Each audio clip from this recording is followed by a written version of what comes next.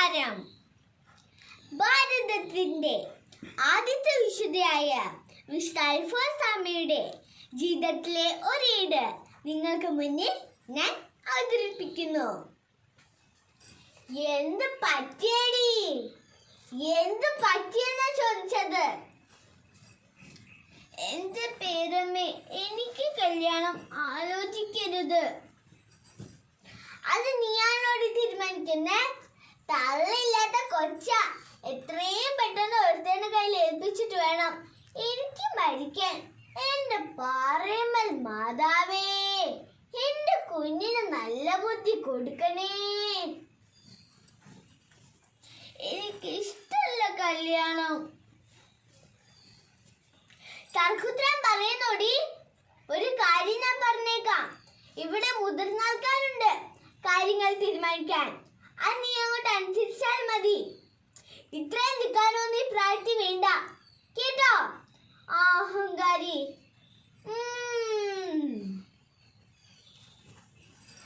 എന്റെ ഈശോയെ, എന്നെ പരീക്ഷിക്കാതെ. എത്ര കാലമായി നിനക്ക് വേണ്ടി ഞാൻ കാത്തിരിക്കുന്നു. ഒരു മഠത്തിൽ പോലും ആരും എന്നെ തിരക്കി വരുന്നില്ല. ഒരു കന്യാസ്ത്രീ മഠത്തിൽ പോയിട്ട് എൻ്റെ ആഗ്രഹം പറയാൻ എൻ്റെ പേരമ്മ അനുവദിക്കുന്നുമില്ല. ഞാൻ എന്ത് ചെയ്യും? നീയല്ലേ എൻ്റെ മണവാളൻ. നീ അല്ലാതെ എനിക്ക് ആരെയും വേണ്ട. അന്നക്കുട്ടി, നീ പറയുന്നൊക്കെ ഞാൻ കേട്ടോ. ആരെയാടി നീ കണ്ടുവച്ചിരിക്കുന്നേ? ആരാടി നിന്റെ മണവാളൻ? നീ പറയാനാ പറഞ്ഞത്? കടലെ കൃഷ്ണമണി പോലെ ഞാനവളെ വളർത്തി. ഇപ്പൊ അവൾക്ക് മണവാളനെ മതി.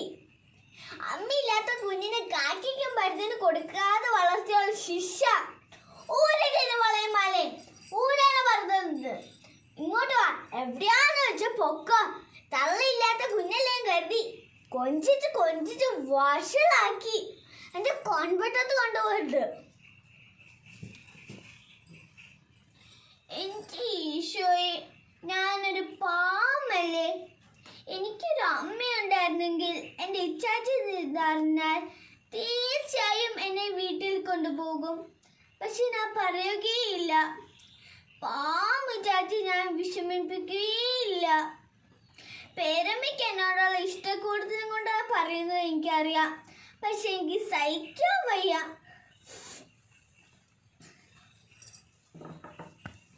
എന്റെ ദൈവമേ, ഞാൻ ദണ്ണം കൊണ്ട് പറഞ്ഞതാ. അത് കാര്യമായോ? എടി അന്നക്കുട്ടി, മോളെ അന്നക്കുട്ടി, എടി അന്നക്കുട്ടി, നീ ഇവിടെ ഇരിക്കാണോ? എനിക്കിങ്ങ് വന്നേ. ഞാൻ വരുന്നില്ല. എൻ്റെ അടുത്ത് പൊക്കോളാൻ പറഞ്ഞതല്ലേ. അന്നക്കുട്ടി, മോളെ, എന്റെ മോളെ, എന്തിനാ മോളെ നീ ഇങ്ങനെ സങ്കടപ്പെടുന്നത്? എന്റെ പൊന്നെ, നിന്നെ കാണാതിരുന്നിട്ട് ഈ പേരമ്മ ഏറെ വിഷമിച്ചോ? അമ്മ എന്തെങ്കിലും പറഞ്ഞിട്ട് ഇങ്ങനെ കാര്യാക്ക. ബാ, ചോറുണ്ട്.